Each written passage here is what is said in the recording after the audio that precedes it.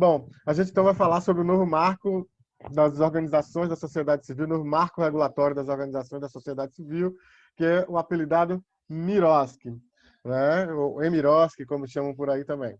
Bom, rapidamente apresentar o instituto do qual eu faço parte, né? Falei já rapidinho. É um instituto voltado ao fortalecimento das organizações da sociedade civil, através da disponibilização de informações e de instrumentos jurídicos e legais relacionados à gestão social e às organizações, especialmente da relação das ONGs, das organizações com a administração pública e com o setor público. A gente atua em 4 eixos, né, com a plataforma digital, especialmente agora, nesse momento de pandemia, estamos aí nas redes sociais, em quase tudo, enfim, site, WhatsApp, LinkedIn, Instagram, essas coisas, Facebook também. A gente faz formação presencial e agora também virtual, assessoria individual para as organizações e um trabalho de advocacy que é feito com tomadores de decisões e com atores estratégicos. Bom, como eu disse, entre 2016 e 2019 a gente rodou 21 estados do país, em 28 cidades, elas estão aí listadas, eu não vou dizer todas, mas estão aí. Mais de 1.600 pessoas participaram dessas atividades, entre dirigentes de organizações, gestores públicos, assessores parlamentares, até uma deputada estadual também, na Paraíba. Enfim, foram 78 atividades presenciais nesses últimos 3 anos. Então, a gente realmente andou bastante por esse país. Agora, em 2020, as coisas mudaram um pouco, né, por conta da pandemia também.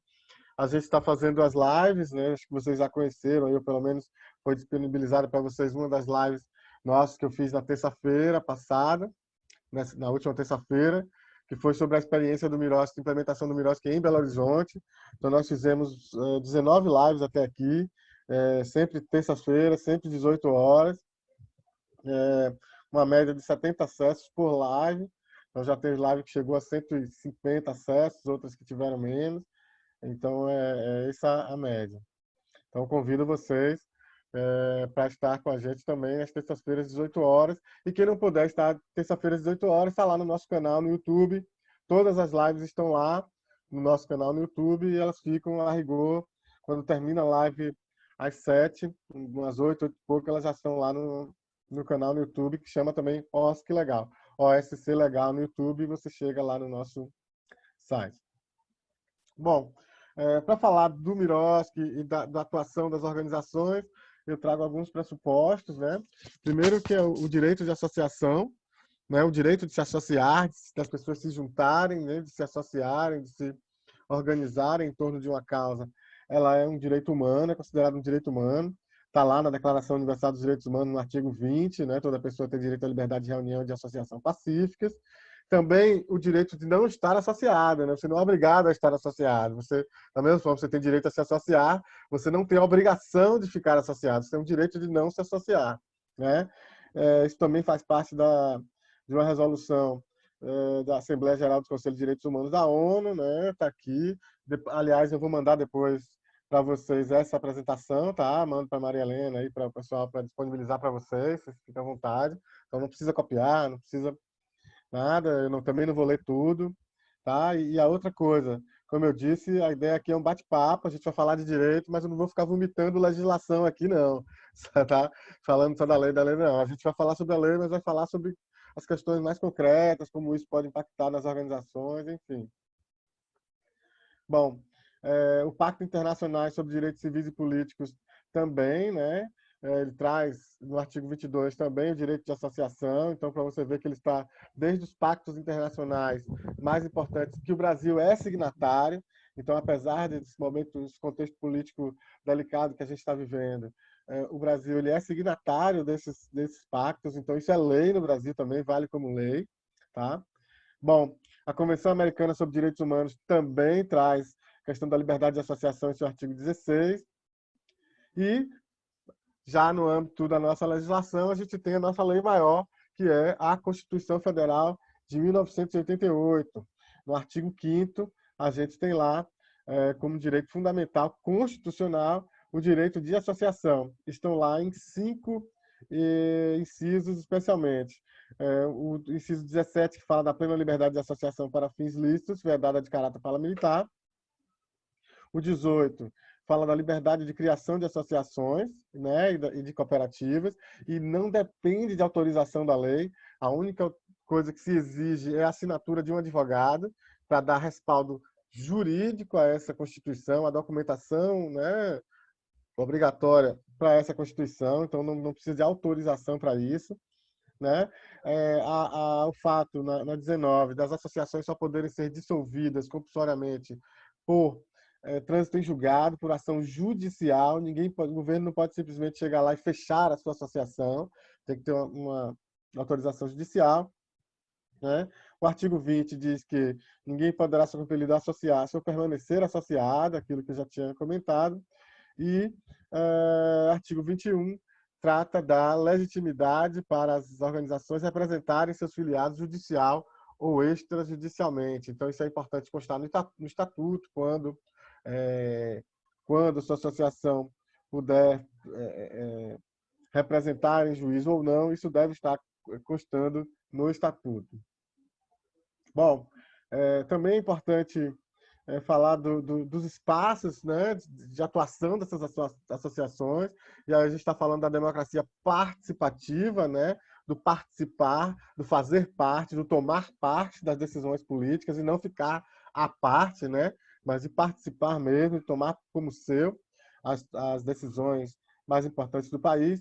E a própria Constituição Federal ela traz algumas áreas, né, em que essa participação ela é garantida. Então, vocês veem aqui, ó, os artigos do planejamento municipal, está no artigo 29, o artigo 37 fala do direito dos usuários de serviços públicos, o artigo 194 fala da Seguridade Social, artigo 198, saúde, artigo 204, assistência social, educação no 205, proteção do patrimônio histórico brasileiro e cultural 216, e 225, meio ambiente, 227, criança e adolescente. Essas são políticas que constitucionalmente albergam ou trazem dispositivos que falam sobre a democracia participativa e a participação de organizações, associações, etc.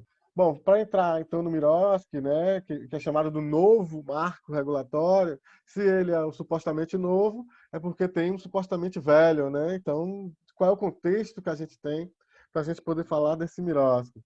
Bom, primeiro é importante dizer que no Brasil a atuação das organizações da sociedade civil, dessas organizações, ela está envolta no emaranhado de leis e de normas, né, de diferentes titulações. É o que a gente chama aqui na Bahia de bolo doido, né? Então é um novelo mesmo, é super complicado a legislação em torno da atuação das organizações. Eu sempre tenho dito que como as organizações elas são de direito privado, elas são privadas, né, entidades privadas, elas são feitas de reunião de pessoas, né, elas não são órgãos públicos, elas são de direito privado, né? Então, sobre ela recai todas as normas de direito privado, mas elas atuam com interesse público, né? Com questões públicas, com interesses coletivos, saúde, educação, etc. Então, sobre elas também recai o direito público, né? Dessas áreas que elas atuam. Então, e tem um amigo que sempre diz, pois é sempre o pior dos dois mundos que recai sobre as organizações, e é por isso que elas têm tanta legislação e tanta coisa, tanta complicação para essa atuação no Brasil. Uma outra questão, e aí tem as diferentes titulações, né, que a gente vai falar daqui a pouco, SEBAS, OCIP, OS, utilidade pública.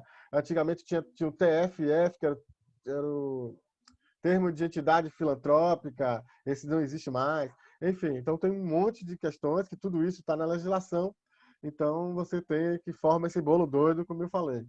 Uma outra questão que a doutrina traz, que os estudiosos trazem muito, é a pouca distinção, e eu vou usar um termo aqui que o professor Eduardo Sazzi vem falando desde 2004, nos meus primeiros estudos que eu tenho esses termos, que é a pouca diferenciação entre aquelas que ele julga, que ele traz como endógenas e exógenas, ou seja, aquelas que atendem apenas ao interesse dos seus associados, né, num grupo fechado ali, por mais que seja um grupo grande, mas é só para aqueles associados, e aquelas que atuam em interesse público, né, interesse geral, que estão de portas abertas, né, a favor de toda a coletividade.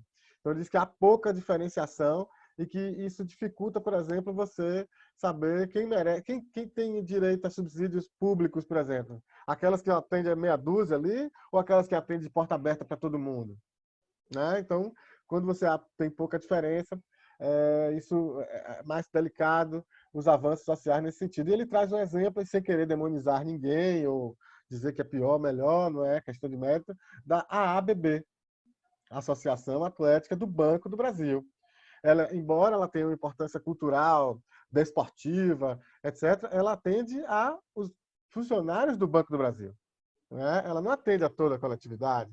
Então, será que o AABB merece ter acesso a recursos públicos, por exemplo, da mesma forma que uma instituição que atende pessoas de situação de rua, usuários de drogas, etc.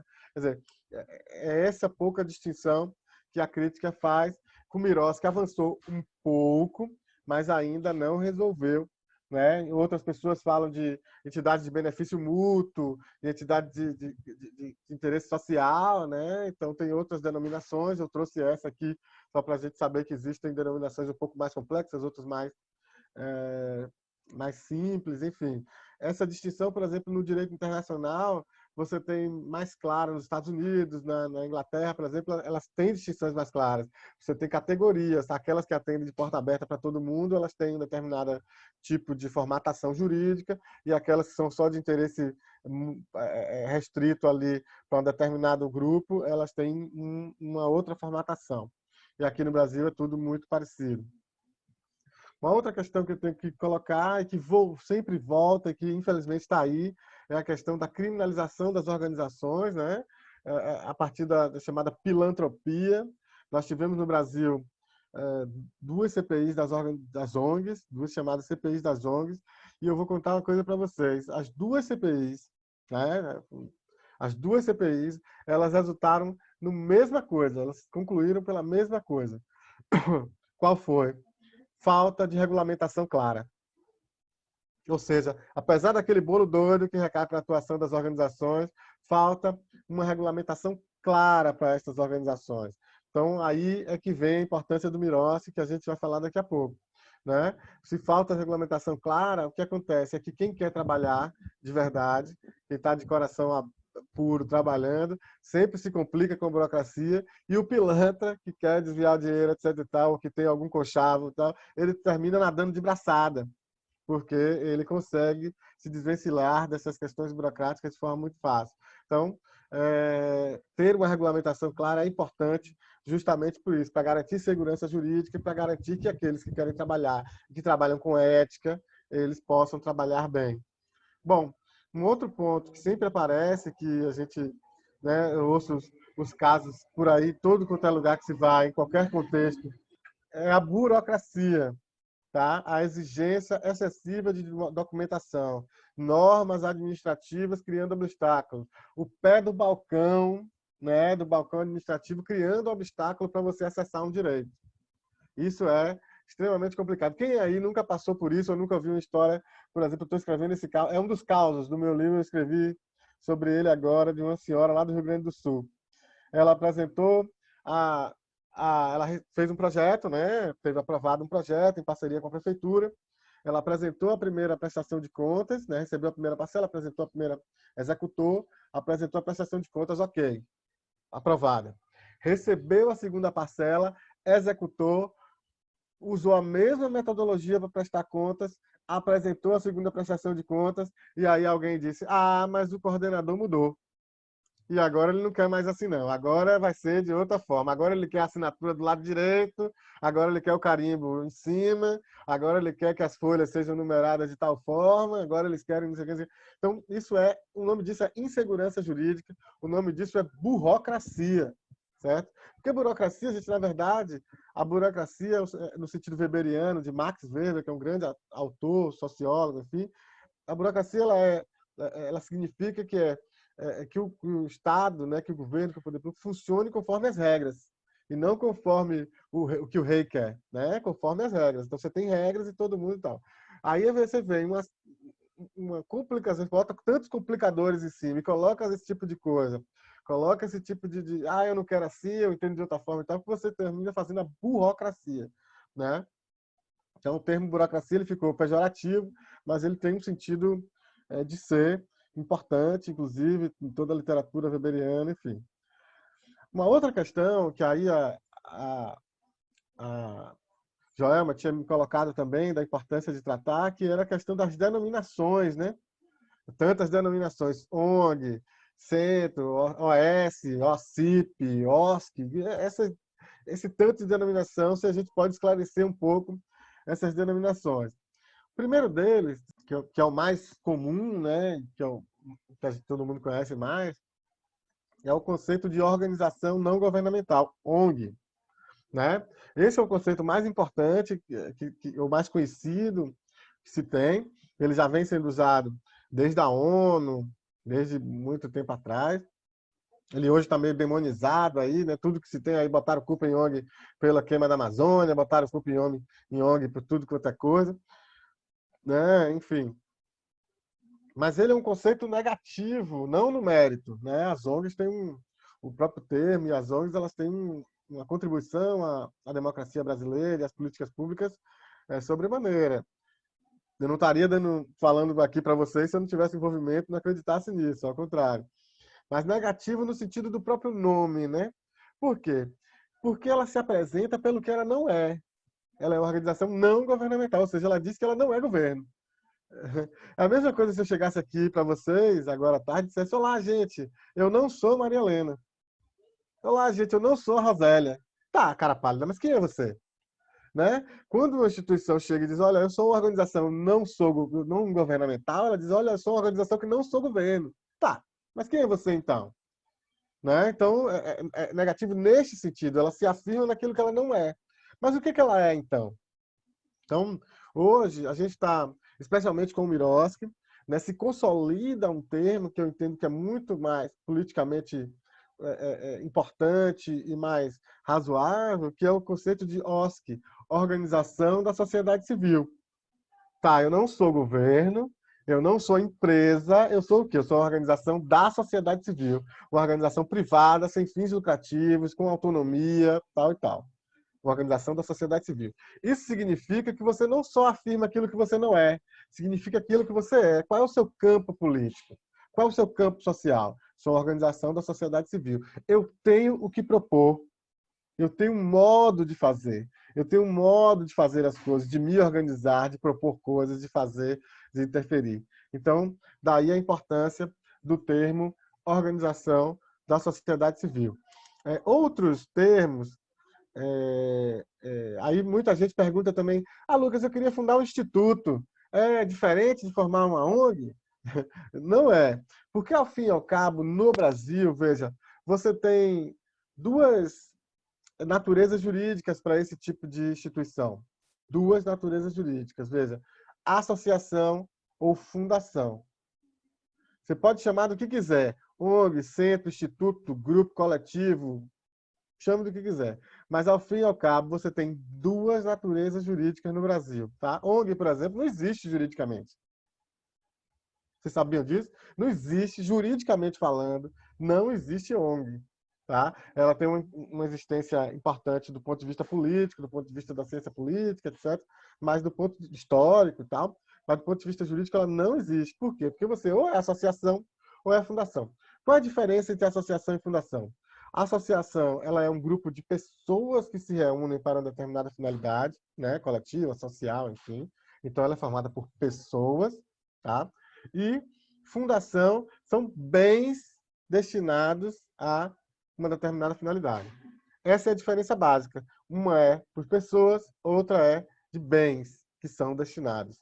Então, no Brasil, você tem dados e estudos que demonstram que você tem entre 85% e 87% de associações e 13% a 15% de fundações. É óbvio, é muito mais fácil juntar gente do que juntar dinheiro, né? Juntar bens para as finalidades. Então, você tem as associações. Então, você pode botar o nome que quiser, mas ou ela vai ser fundação, se ela for formada por um bem, que você deixou bens, tal, para determinada finalidade, ou ela vai ser associação, se ela for formada por pessoas. E aí eu passo para duas denominações que tem muito comuns, que as pessoas perguntam muito, que são as OCIPs e as OS. Elas também vão ter a natureza jurídica de associação ou de fundação. E elas pegam, elas se qualificam com essas denominações, elas se certificam, digamos assim, com essas denominações, né? As OCIPs, OCIP significa Organização da Sociedade Civil de Interesse Público, ela está regulamentada em nível federal pela Lei 97.090 de 1999, então a organização, que é uma associação, uma fundação, ela vai lá na lei, cumpre aqueles requisitos, manda toda aquela papelada para o Ministério da Justiça, e o Ministério da Justiça carimba e reconhece a titulação dela, a certificação dela como OCIP.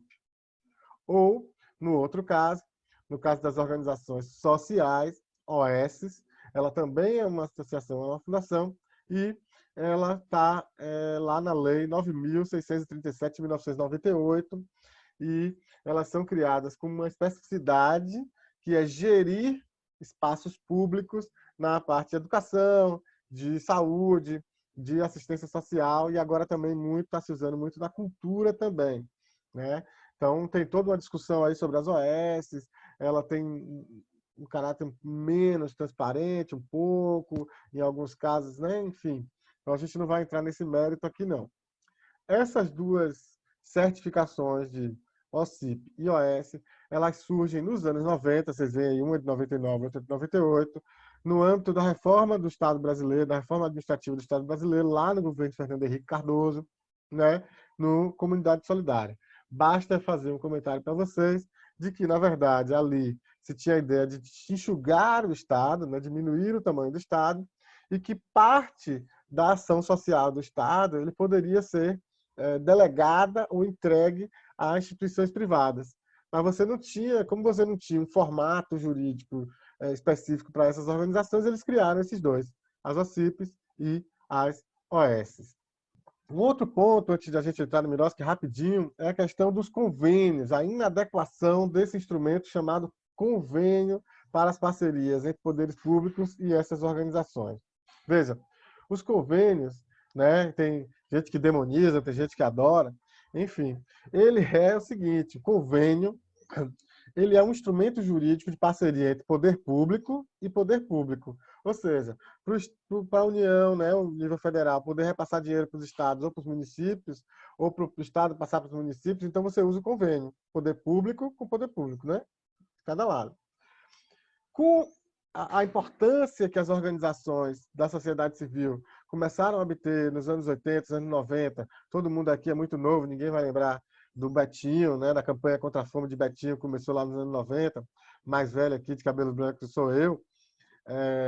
Então ninguém vai lembrar, mas quem já leu sobre isso, historicamente, enfim, vai saber. Então, a Rio 92, por exemplo, as organizações ambientais tiveram uma importância muito grande. A AIDS começa nos anos 80 e trouxe muitas organizações. Então, em várias áreas, essas organizações começaram a tomar vulto, começaram a tomar uma importância grande. E aí o governo resolveu, bom, elas estão produzindo coisas, elas estão produzindo saberes, elas estão produzindo intervenções, então nós vamos fazer parceria com essas organizações. Tá, mas qual é o instrumento que a gente vai utilizar? Não tinha um específico. Então vamos usar convênio. Ué, mas convênio não é só para poder público com poder público, como é que a gente vai fazer? Aí alguém teve uma ideia. Não. Porque, veja, olha o raciocínio. Se ele é de poder público para poder público, ele não se presta a financiar a atividade privada. Veja bem, ele é um instrumento de poder público para poder público. Portanto, ele não se presta a financiar a atividade privada. E alguém perguntou isso. Ué, mas se é o convênio, ele é de poder público para poder público, como é que a gente vai botar uma entidade privada aqui nesse lugar? Se ele não se presta a financiar uma entidade privada. Aí alguém teve a feliz ideia de dizer o seguinte: não, nós não vamos financiar a instituição privada. Nós vamos financiar o projeto. Este é público, né, de interesse público, é de interesse da população, do público, etc., do poder público, que a gente financia um projeto, mas não a instituição. Só que aí, todo mundo conhece aqui o grande filósofo baiano, compadre Washington, né? Ele diz o seguinte: de pau que nasce torto, nunca se endireita, né? Então é isso. Né? Se o negócio começa errado, né, vai dar problema, para não dizer aquela outra palavra, vai dar problema. você tira artificialmente aqui o poder público desse lado da relação e coloca uma entidade privada, vai dar alguns problemas. O primeiro problema, não pode financiar a equipe. Não pode pagar a equipe. Porque senão você está pagando a equipe de uma entidade privada, financiando a entidade privada. E aí você não pode pagar telefone, água e luz, porque você não pode financiar a entidade privada. Estão entendendo o tamanho do pepino que isso vai surgindo. E é por isso que tivemos nos últimos 30 anos, tantos problemas com relação à operacionalização dos convênios com organizações. Se você chega na prefeitura, no estado, no poder público, para perguntar, pode fazer tal coisa com esse convênio? A resposta básica, não. Porque ninguém sabe, porque não está claro, porque o instrumento não é compatível. O instrumento não é compatível. Além disso, o que é que ele fazia? Ele transferia para a instituição obrigações que são do poder público e não são de instituição privada. Por exemplo, quando você quer selecionar a equipe para trabalhar, você tem que fazer um concurso público? Concurso público é coisa do poder público. A instituição privada não tem que fazer um concurso público.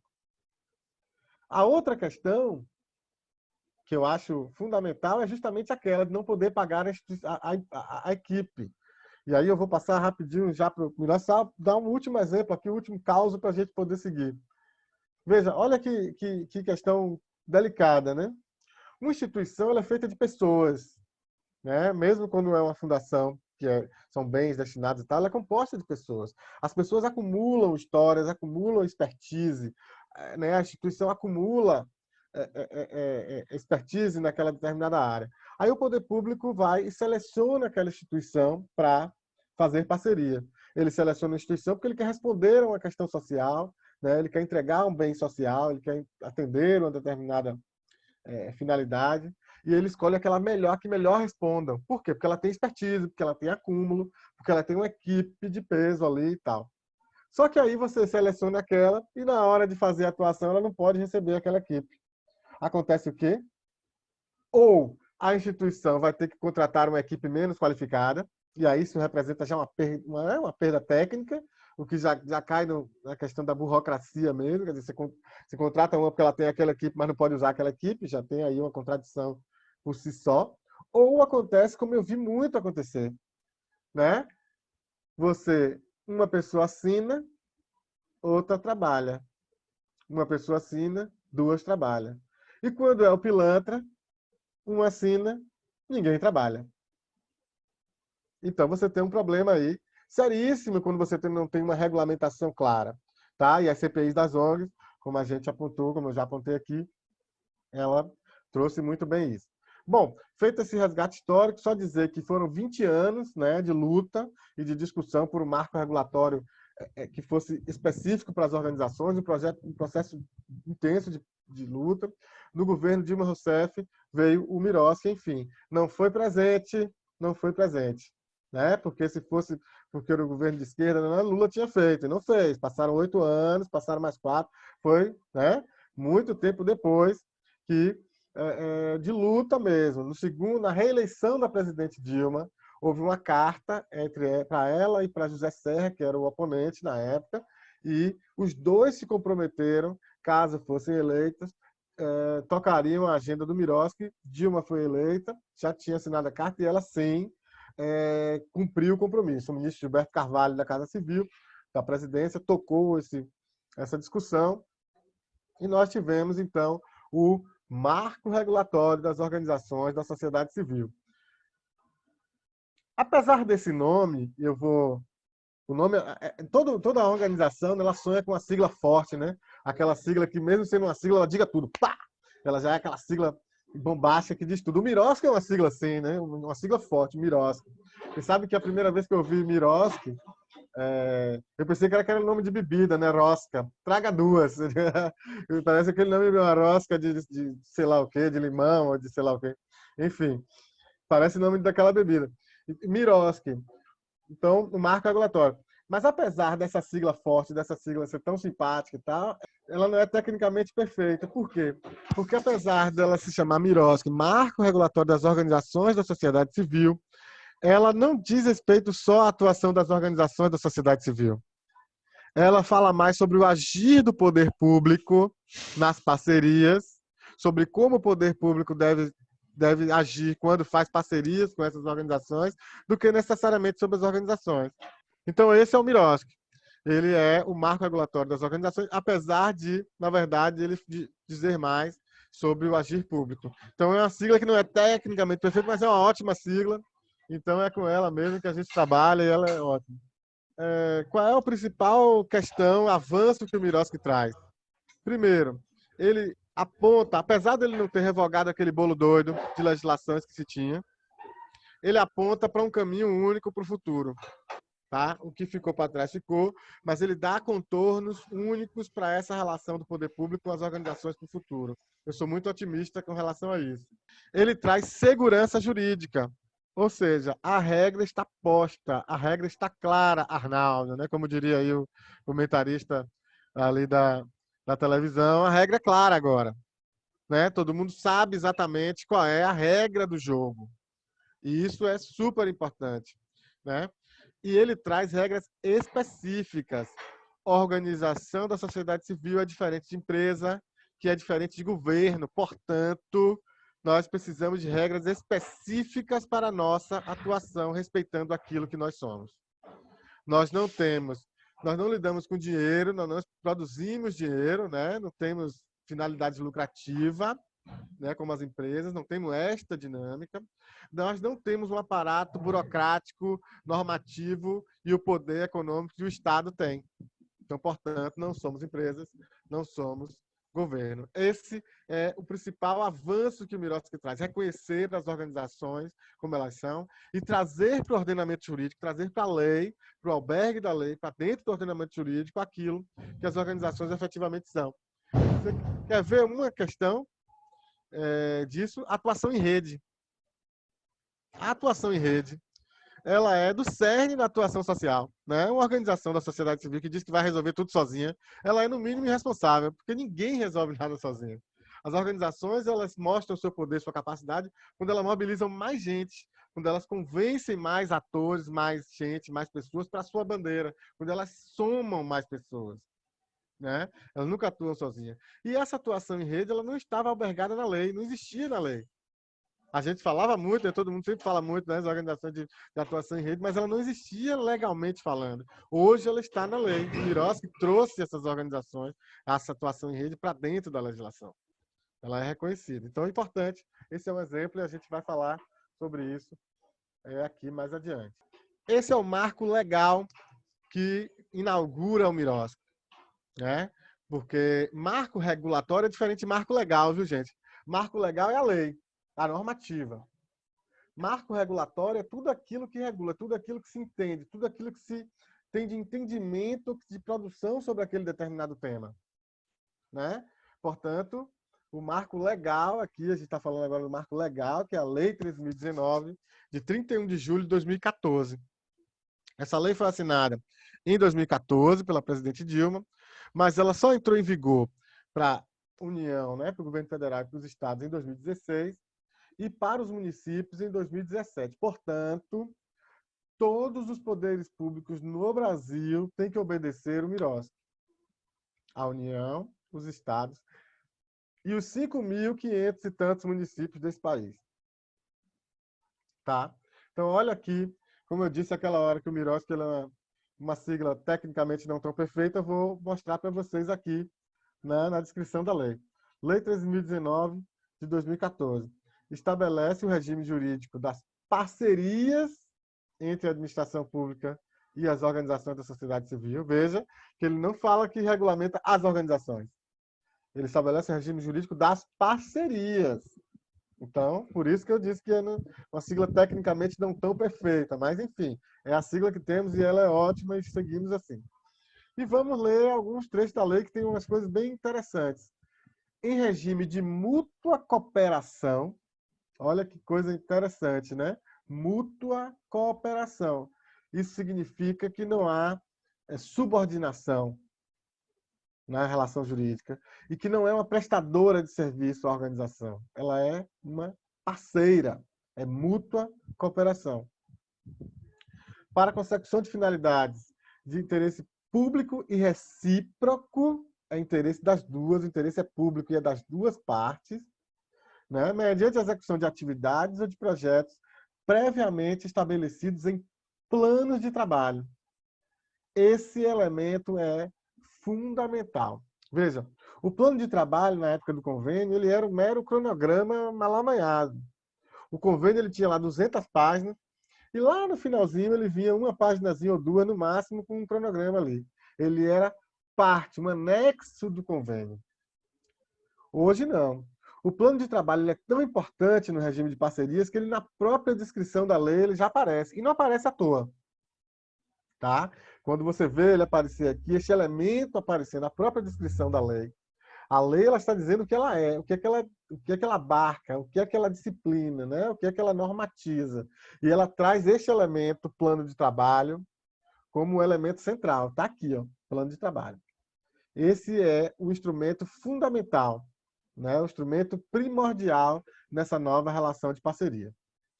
Ó, e os planos de trabalho estão inseridos em termos de colaboração, em termos de fomento ou em acordos de cooperação. Os novos instrumentos que substituem o convênio.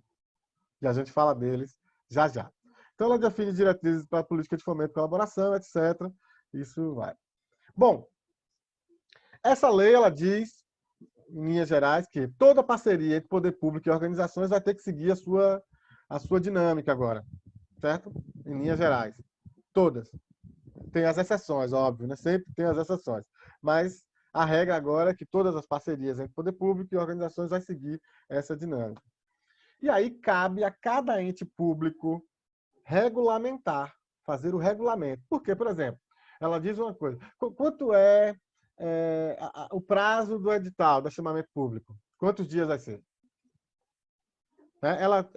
A lei geral ela estabelece, né, que quando faz uma parceria, o poder público é obrigado a disponibilizar para as organizações um manual de instruções, um manual de procedimentos. Simples, com linguagem mais... Tal. Não é só disponibilizar a lei. Um manualzinho mais simples e tal. Quem é o responsável por isso? Entende? Então, o regulamento é ele quem vai dizer os prazos, as competências, etc. Então, toda a dinâmica na sua competência, ali no seu território, quem vai decidir é o regulamento.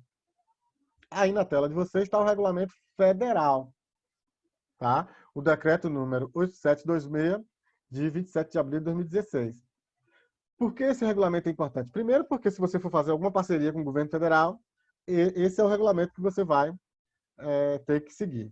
Segundo, porque ele tem sido utilizado como modelo, como parâmetro, para as regulamentações estaduais e municipais. Todo mundo que vai fazer sua regulamentação, né, tal, olha para o federal logo primeiro, para poder ter como exemplo. Então, o regulamento federal, decreto 8726, 27 de abril de 2016. Nos estados, hoje, você tem 18 estados com regulamento, são esses em azul, tá? Além do Distrito Federal, certo? Esse é o mapa do GIF, né, do grupo e da FGV, tá aí o endereçozinho onde você pode achar esse mapinha também. Lembrando que nosso instituto tem o levantamento de todos esses regulamentos, tá? Se alguém precisar de algum, quiser escrever, a gente está reformulando o nosso site, então em breve vai estar lá no site disponível para download também, tá bom? Então temos todos esses lá, mas aí tá aí o mapa, quem tem regulamento está em azul, quem não tem está essa cor mais opaca, tá? De branco, cinza, na verdade. Bom, regulamentação estadual na Bahia, tá? Decreto estadual 17.091, de 5 de outubro de 2016. Esse é o decreto, se você for fazer parceria da sua organização com o governo do estado da Bahia, esse é o decreto estadual 17.091, de 5 de outubro de 2016, tá? É importante também destacar que aqui na Bahia você tem as instruções normativas da SAEB, da Secretaria de Administração, tá? A instrução normativa 15, 16, 17, 18 de 2019, elas trazem o detalhamento, né, de como é que a Secretaria vai ter que fazer o modelo de estatuto, de chamamento público, o modelo dos termos de parceria, tudo está lá nas instruções normativas, está tudo muito parametrizado, e é importante também. Por quê? Porque se de repente você vai fazer uma discussão aí no município do seu território. E o município diz, mas eu não tenho como, não sei como fazer, porque a gente não tem aqui um termo de referência. Então você pode dizer, não, mas no site da SAEB tem. Vai lá. Tem lá no site da SAEB. Também nós temos, tá? As instituições normativas, eu tenho todas. Se alguém quiser também, a gente está à disposição. Bom, dos 5.570 municípios do Brasil, nós temos esse levantamento de 438 municípios com o regulamento do MIROSC, tá? Aqui na Bahia são 21 municípios, pelo menos que a gente tem levantado até agora. Se por acaso no município de vocês aí, esse levantamento é nosso, tá? Vou passar aqui para mostrar quais são na Bahia. Todos esses municípios, todos esses aqui eu tenho, tá? Os 438. E se alguém precisar de alguns desses aqui da Bahia, também só escrever, só falar comigo que a gente manda para vocês por e-mail. Em breve, né, vai estar tudo no site para download, mais fácil. Mas por enquanto, quando a gente está mexendo ainda no site, vocês podem falar comigo que a gente envia para vocês, tá? A grande questão, gente, aí é o seguinte: mais do que a questão quantitativa, né? Você vê que, 5.570 municípios, apenas 438, é a questão qualitativa. A rigor, esses regulamentos, e aí não estou falando só dos da Bahia, não, do Brasil inteiro, são uma porcaria. Em resumo, é isso, tá? Por quê? Porque as pessoas estão tirando o nome convênio, botando o nome termo de parceria e estão fazendo a mesma coisa. A gente vai falar agora sobre os procedimentos mesmo, a gente vai falar o que o MIROSC trouxe de mudança, e assim, são verdadeiros absurdos. Para vocês terem uma ideia, tem um município que fez o seguinte: tem município que pega o decreto federal, estuda, vê como é que está no seu município, se adequa, discute, faz as adequações e tal. Tem município que não está nem aí, pega o federal e copia. O negócio é tão bizarro que teve um município que pegou o decreto federal, onde tinha federal, botou municipal. Só isso. E aí aparece lá que você tem que apresentar um documento que é a declaração de que está ok com a Receita Municipal do Brasil. Né? Então, para vocês terem uma ideia do tamanho do bizarro que é. Eles nem leram o negócio, porque a Receita Municipal do Brasil é uma coisa ridícula. É piada entre a gente estudiosos desse setor. Esse município virou piada. Eles inclusive, já mudaram depois de um tempo. Mas saiu dessa forma, Receita Municipal do Brasil. O que o MIROSC traz como definição? Né? A gente está falando das organizações da sociedade civil. Quem são essas organizações da sociedade civil? Quem são essas organizações? Então, o MIROSC traz 4 tipos de organizações. Ele classifica 4 tipos de organizações. Uma, as associações, né? Que estão lá no Código Civil, no artigo 53 a 61. Já falei das associações, né? Conjunto de pessoas que se associam para. As fundações, que estão regulamentadas lá no Código Civil, do artigo 62 a 69. Conjunto de bens que são destinados para uma determinada finalidade. E ele traz 2 novidades, dois elementos muito importantes. Uma, as organizações religiosas sem fins lucrativos que se dediquem a ações e atividades de interesse público. Então, veja, não é o professar da fé, não é aquela instituição que se reúne para o culto, não é isso. É justamente a ação social, a intervenção social dessa organização religiosa. Por exemplo, aquele abrigo de velhinhos que é mantido pelo Centro Espírita, tá? A escola que é mantida pela igreja evangélica ou católica, enfim. Essa instituição, essa escola, esse abrigo de velhinhos, enfim, ele quando ele vai fazer parceria com o poder público, ele vai no MIROSC. Tá? Então, essa parceria é regida pelo MIROSC. E, por fim, a famosa jabuticaba brasileira, né? São as cooperativas. Porque cooperativa tem fim lucrativo. Veja você. Então, a gente está falando de entidades sem fins lucrativos, e aí o legislador vai e bota aqui a sociedade cooperativa que tem fins lucrativos. Mas aí não é qualquer cooperativa. Não é aquela cooperativa de crédito que patrocina o time do Palmeiras, por exemplo, que é milionária. Não é isso. São sociedades cooperativas que atuam com vulnerabilidade, né? As cooperativas sociais de combate à pobreza e geração de renda. São cooperativas sociais, aquelas que atuam com pessoas né? Hipossuficientes, com pessoas pobres, etc. Aquelas que têm finalidade social. Então, essas cooperativas, quando elas fazem parceria com o poder público, elas atuam pelo Miroski. Eu tenho discutido muito, por exemplo, com o movimento de catadores e catadoras, com o movimento nacional de população de rua. As cooperativas que são ligadas aos movimentos de catadores, cooperativas de reciclagem, por exemplo, elas entram aqui. Elas fazem muitas parcerias com o poder público para fazer reciclagem, para fazer a questão dos resíduos sólidos, e elas também estão aqui no Miroski. Bom, quem são essas organizações, né? Quem são, onde estão? São, no Brasil, pelo Mapa das OSCs. Quem conhece o Mapa das OSCs? Espero que todo mundo conheça o Mapa das OSCs. A Candice, primeira aula, deve ter falado, né? O Mapa das OSCs do IPEA, né? O link está aí. Ele dá a ideia geral das organizações, um quadro, um mapa geral das organizações no Brasil. Então, lá no meu site também, lá no nosso canal no YouTube, tem uma live que eu fiz com Camila Escudeiro, que é representante do Mapa das OSCs, muito bacana, muito bacana. Ela explicou tudo, como é que funciona, deu alguns dados muito curiosos, muitas questões desse retrato das organizações do Brasil. E pelo Mapa das OSCs, hoje você tem no Brasil 781.921 organizações. Na Bahia, 55.222. Então, lá você pode tirar por região também.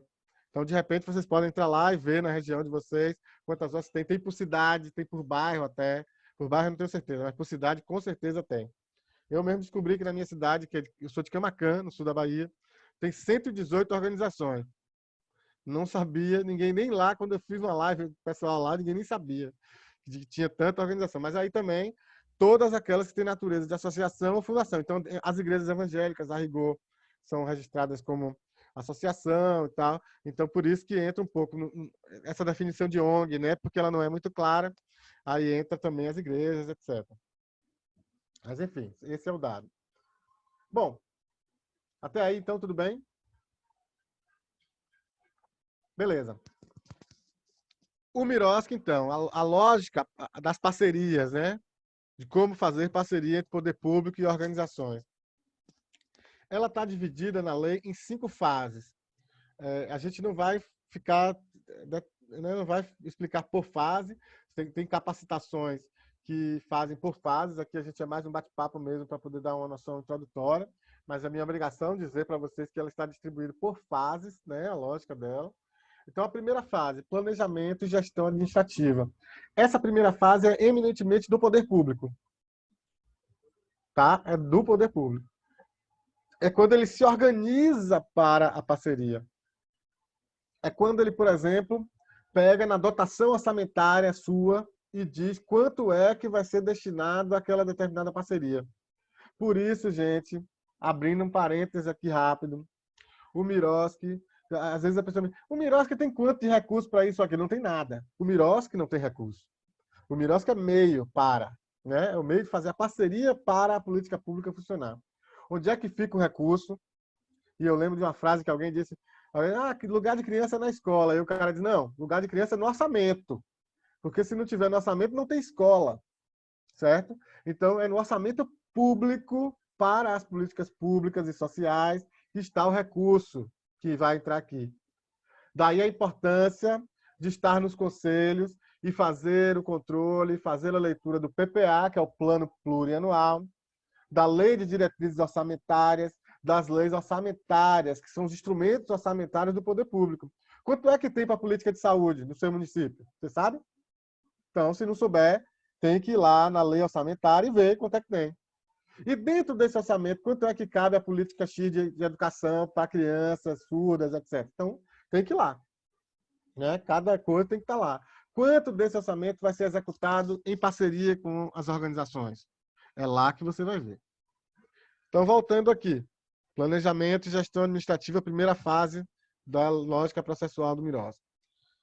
Nesse momento, o poder público se organiza, ele pega o parecer jurídico, ele submete a minuta do chamamento público, né? Ele dá uma declaração, olha só, no procedimento administrativo ele tem que declarar, o gestor público tem que declarar que ele tem capacidade financeira, ele tem que tirar lá o orçamento, técnica e humana para fazer essa política em parceria. Por que isso é importante dizer aqui? Porque depois, na hora que você apresenta um relatório, ele não pode dizer que demorou 200 dias para analisar aquele relatório, porque não tinha gente para fazer. Porque lá no começo do procedimento administrativo, ele declarou que tinha capacidade técnica e operacional para aquilo. Se ele não tem capacidade técnica e operacional, ele não pode nem fazer a parceria. Entende? Isso é importante para a organização, porque aí dá respaldo legal para ela cobrar. Não, então eu não posso ser prejudicado. Minha organização não pode ficar parada por conta disso. Se você não tem capacidade, é problema seu. Né? Você declarou lá no comecinho que tinha. Esse é o momento.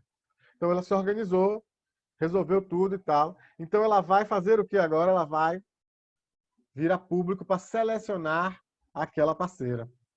E entra a segunda fase, que é seleção e celebração. A seleção pública hoje é obrigatória o chamamento público. Chamamento público obrigatório. Tá? Chamamento público obrigatório. Se o poder público não fizer o chamamento público, tem os casos de dispensa ou inexigibilidade. Tá? Se ele não fizer o chamamento público, se for dispensado, se for inexigível, ele tem que declarar isso. Por que ele não fez o chamamento público? Porque, por exemplo, numa cidade pequena, vamos lá, vou dar um exemplo aqui. Nós vamos ampliar a capacidade de fazer o teste do pezinho. Quem é que faz o teste do pezinho? A APAE. Ela já tem lá todo o equipamento e tal e tal. Então, você vai fazer um chamamento público para selecionar a APAE? Não, é a APAE. Só ela faz, é a APAE. Entende? Então, aí você tem um caso clássico de dispensa, porque só uma faz. Ou se é uma cidade pequena que só tem uma ONG que trabalha com abrigamento de idosos. Portanto, você não vai fazer uma seleção pública para selecionar uma única organização. É aquela e acabou. Tá? Mas aí, isso não exime ele de declarar isso. O gestor ele tem que declarar que fez dessa forma porque só existe uma organização. Por que isso? Porque está sujeito a controle social. Outras organizações que se julguem prejudicadas podem recorrer disso, podem denunciar essa situação aos poderes públicos. O Ministério Público pode fiscalizar isso. Os conselhos devem fiscalizar isso. Então, seleção pública através de chamamento público obrigatório. Uma vez selecionada a organização ou as organizações que vão ser parceiras, vamos para a outra questão, que é a celebração. Né? Até aí, e na seleção, só lembrando que na seleção você, né, ele manda o chamamento público e as organizações apresentam o quê? O tal projeto. Né? As organizações apresentam o projeto. Nós vamos responder a determinada situação com este projeto aqui. Tal. E apresenta o projeto. Depois vem a fase de celebração. Então, pronto, saiu a lista das aprovadas, a lista das selecionadas, pode ser uma, duas, enfim, vai depender do tipo de chamamento público, e você vai celebrar essa parceria. E aí entra o nosso amigo, que eu chamei a atenção lá, alguns tempinho atrás, que é o plano de trabalho. É aqui que entra o plano de trabalho. Porque o projeto ele é só vamos dizer o seguinte, um plano de intenções, digamos assim. Ele é mais... ele tem menos informações, né? Ele é mais raso no sentido das informações. O plano de trabalho, não. Ele tem que ser completo. Quem vai fazer, como vai fazer, quanto vai custar, quais a metodologia, quantas pessoas serão atendidas, tudo. Tudo vai ter que estar no plano de trabalho. O plano de trabalho ele é discutido e decidido conjuntamente. O poder público pode pedir alterações no plano de trabalho, o que ele não pode é desfigurar o plano de trabalho. Você apresenta um plano de trabalho para atuar com crianças em situação de rua e, de repente, eles não, a gente agora quer um projeto com idosos. Não. Aí desfigurou, o plano de trabalho não existe. Agora, se tem alguma questão que não pode... Não, a prefeitura não paga determinada rubrica. Tudo bem. Então, ele pode ser alterado. Taxa bancária, não paga. Então, tira. Então, ajuste no plano de trabalho e não desfigurar. Tá? Então, celebração é isso aí. Você assinou o acordo, o plano de trabalho foi negociado. Aí passa para a terceira fase, que é a fase de execução. Essa é a fase em que tem menos artigos na lei, em que a lei detalha menos. E não é porque ela foi omissa, não. Ao contrário, é porque ela deu liberdade para que as organizações executem de acordo com aquilo que ela faz de melhor. E de acordo com o quê? Com o plano de trabalho. Ela vai executar o plano de trabalho. Ponto. Executar fielmente o plano de trabalho, né? Com aquilo que foi planejado. Quarta fase, monitoramento e avaliação. Obrigatório. O poder público ele é obrigado a sistematizar um plano de monitoramento e avaliação. Ele tem que acompanhar a execução do projeto. Através de um gestor da parceria, ele indica um funcionário público para ser o gestor da parceria, que é aquela pessoa que vai fazer a ponte entre o projeto e o poder público, que vai acompanhar, que vai conhecer o projeto, que vai visitar a organização, que vai dialogar com a organização sobre o projeto, e a comissão de monitoramento e avaliação dentro da prefeitura. Esse gestor ele elabora relatórios que são submetidos à comissão de monitoramento e avaliação. O monitoramento e avaliação ele tem caráter preventivo e não punitivo. Não tem que o cara tá lá, perdoe a palavra, sacaneando todo dia, perturbando o juiz. Não, não é assim. É sistematizar o acompanhamento, ir junto, acompanhar. Se houver qualquer problema, vamos achar a solução junto aqui, vamos. Acha a solução, submete ao monitoramento, ok, dê a solução. Vou contar uma outra historinha que eu vou contar no meu livro também, aí para falar de monitoramento e avaliação. Eu acompanho um parceiro meu no Acre. Ele é uma grande referência em atendimento a pessoas usuárias de drogas, de crack, especialmente.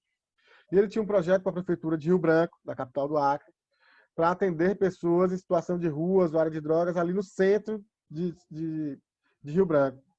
Só que lá passa um rio e quando chove, o rio invade tudo lá. É um negócio que alaga tudo o centro da cidade e tal. Óbvio que os caras estão em situação de rua, são usuários de droga, mas ninguém é besta, né? Ninguém quer morrer ali. Tem senso de sobrevivência, instinto no mínimo. Choveu, o rio subiu, sumiram todos do centro da cidade. Foram para outra região da cidade. Olha só a situação. A organização, por conta da força maior, que é a chuva, poderia muito bem dizer, não, a força maior eu não vou atuar. Estou impedido de atuar porque a situação climática não permite, etc. e tal. Mas não foi isso que ela fez. Como é uma instituição, né, ciente, né, ética, enfim, comprometida com o que faz, o que é que ela fez? Se reportou ao seu gestor da parceria e disse, olha, nós precisamos fazer um ajuste aqui no plano de trabalho, porque nós combinamos de atender X pessoas aqui no centro e essas pessoas não estão mais no centro. Além disso, está chovendo, está fazendo frio. Nós vamos precisar comprar aqui uns casacos, uns capas de chuva, sei lá. Vamos fazer um ajuste aqui de X reais, 500 reais, R$ 1.000 no plano de trabalho. Ok, ok. Não é de boca, ele fez uma conversa primeiro, óbvio, mas oficializou tudo, né? Mandou por ofício para a prefeitura deu ok, e eles fizeram um ajuste no plano de trabalho. É esse o papel do gestor da parceria, esse é o papel do monitoramento, é estar junto, é caminhar junto, é entender o projeto e achar soluções para aquilo. Tá? Essa alteração não foi feita a bel prazer, não foi feita por nada. Foi feita justamente para que o projeto acontecesse. Aquelas pessoas não estavam mais lá. Por fim, prestação de contas. Veja, no convênio, tudo acontecia, né, para a prestação de contas. O poder público ele ficava esperando você entregar a nota fiscal lá para ele ver se tem algum erro e depois te punir. Agora, com o Miroski, a fase mais importante deixa de ser a prestação de contas e passa a ser o monitoramento e avaliação.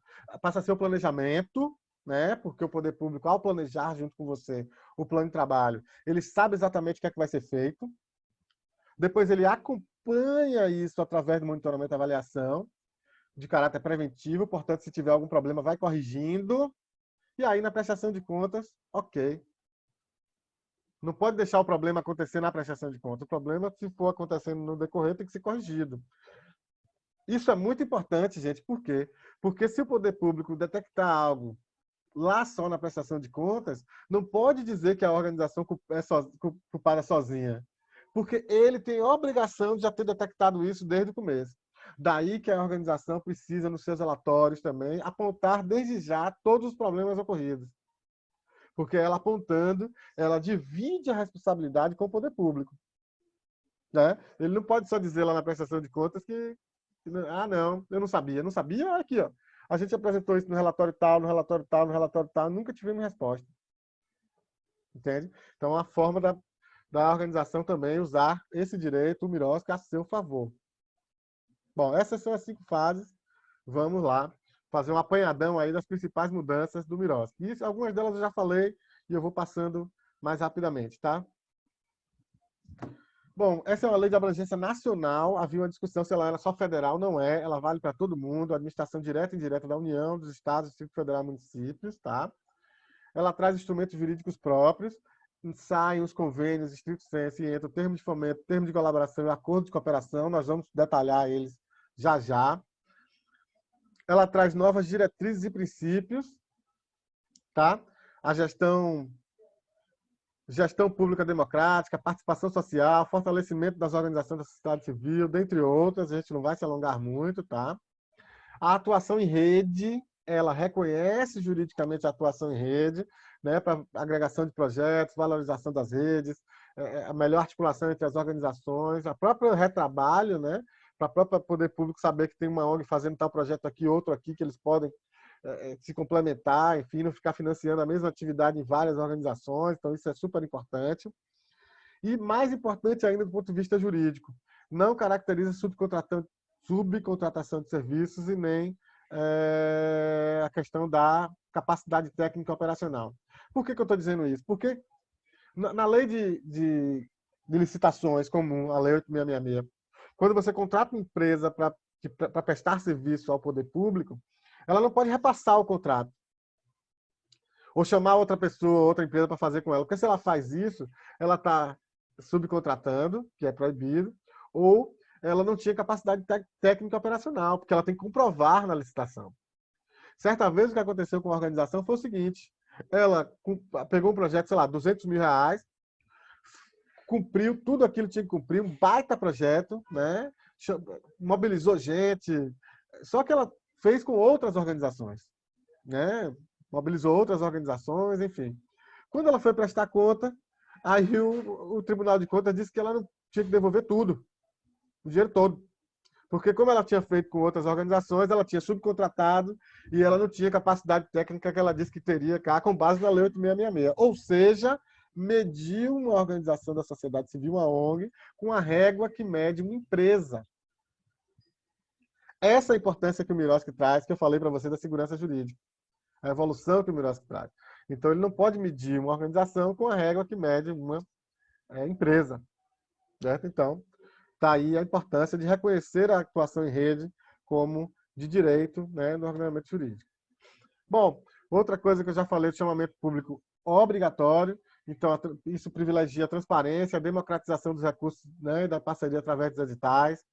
Monitoramento e avaliação, falei também, né? Comissão de monitoramento e avaliação nos órgãos, visita técnica in loco, né? Ir até as organizações. É muito bom quando o poder público vem até as organizações, porque ficar de lá do gabinete dizendo que as organizações é tudo ladrona, não sei o que, não dá. Tem que vir aqui, vem ver, venha ver, venha ver. Né? Fazer pesquisa junto aos beneficiários. E eu tenho uma experiência de monitoramento e avaliação, porque eu estive, né, eu trabalhei no governo também, eu trabalhei tanto no governo do Estado da Bahia, na Secretaria de Cultura, quanto no Ministério da Saúde. Eu trabalhei no programa de AIDS do Ministério da Saúde e no programa de tuberculose. E nesses dois espaços eu fazia monitoramento de projetos, além de seleção, parte jurídica e tal. E eu estive em algumas organizações do país para ver os projetos. Como eu já vinha de uma organização que tratava com a AIDS, eu já era amigo das pessoas, já conhecia bastante das pessoas e tal, mas estar dentro do governo e ir às organizações ver os projetos era sensacional. Assim, eu tive experiências sensacionais. Uma delas também, eu vou contar no livro, é uma de monitoramento que eu fiz em Guarujá, no interior de São Paulo, numa instituição lá. Quando você recebe um financiador, a rigor você faz o quê, né? Limpa tudo, deixa tudo bonitinho, bota ali o melhor café, todo mundo conta as melhores práticas e tal. Chama ali 2 beneficiários para dar uma entrevista para o financiador, para falar tudo de mais legal que existe e tal. Sua ONG é a melhor do mundo, óbvio, você tem que fazer isso mesmo. Então, nós fomos para esse monitoramento, foi muito bom, uma ONG séria, eu já conhecia o trabalho deles de longe, fui conhecer pessoalmente, o trabalho estava bom. O trabalho estava mais ou menos, na verdade, porque eles não tinham entendido o cerne do edital. O trabalho não estava rendendo tanto, mas quando a gente chegou lá, que conversou, foi ótimo. O trabalho rendeu, foi uma beleza a partir daí. Foi ótimo mesmo, tecnicamente falando. Mas a principal questão que eu quero trazer aqui é a seguinte. Durante a visita, chegou uma pessoa. Já estava no finalzinho ali, a gente já estava meio que lanchando, já se levantando para o lanchinho e tal. Chegou uma pessoa, ela era uma pessoa em situação de rua, estava fedida, mal cheirosa mesmo, né? A pessoa estava bem debilitada, estava visivelmente drogada, né? Visivelmente sob efeito de alguma substância e tal. E chegou lá, eles atenderam ela, ela ficou ali por fora e tal. Na hora do lanche, a gente ali batendo papo, eu corri por fora ali e fui falar com essa pessoa. Eu fui lá falar com essa pessoa. Vem cá, como é que tá você e tal? Né? Você vem sempre aqui? Você é sempre atendido aqui? E aí ela disse. Aí foi o mais incrível de tudo. Ela disse, sim, sempre venho aqui. Eles me deixam tomar banho, sou muito bem atendido e tal. Eu só não tomei banho. E ela estava lanchando, ou seja, né, teve acesso ao lanchinho também, não foi só para os visitantes, para o lanchinho também. E ela disse para mim, eu só não tomei banho ainda porque eles estão aí recebendo pessoal importante aí do ministério, pessoal de fora, mas assim que o pessoal sair eu vou tomar banho. Mal sabia ela que a pessoa importante era eu. E eu fiquei achando aquilo máximo, né? Porque, ou seja, eu entendi, ali sim, é vida real. É ali que você entende o que é que a ONG está fazendo, tá? E é esse o espírito que o poder público tem que ter no Miroski, que o Miroski traz. Vai lá, e eu desafio, toda vez que eu falo com o poder público, eu falo para pessoas do poder público, eu digo a mesma coisa, vai lá para você ver. Vai lá para você ver. Porque as organizações sérias, elas inclusive querem mostrar o seu trabalho. Você fica aí dizendo que eles estão só desviando dinheiro, vai lá para você ver que esse pouco dinheiro que você manda não dá nem para metade. Não dá porque trabalho social, você puxa o novelo, vem outro. As pessoas não têm só uma carência, elas têm várias, é uma diversidade de carências. Então, quanto mais você faz, mais tem. Vai lá, vai lá. É o desafio que eu sempre faço para eles. Enfim, remuneração da equipe de trabalho, incluindo todos os encargos sociais.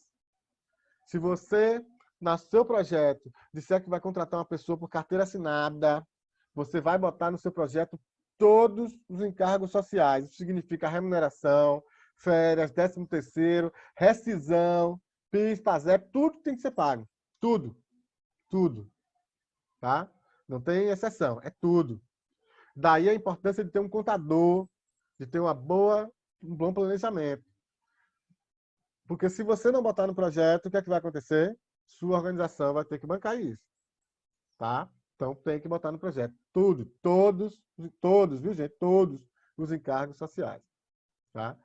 Custos indiretos. Pagamento de custos indiretos. Despesas de estrutura, gestão. Então água, luz, telefone. Tudo isso pode entrar nos projetos agora. Tá? E assessoria contábil e jurídica. Olha que beleza. Para evitar problemas de prestação de contas e tudo mais, você pode contratar um contador e colocar nas despesas do projeto. Da mesma forma, assessoria jurídica. Por isso que precisar do meu cartão, eu disponibilizo, tá? Mas brincadeiras à parte, é importante. O que é que eu tenho dito com relação a isso? Algumas questões. Se você tiver 2 dinheiros, você vai contratar um contador e um advogado. Se você tiver um só, contrata um contador. Um advogado você pode precisar, para uma dúvida, para uma questão. Um contador você vai precisar. Ele tem que estar orgânico, tem que estar na sua organização.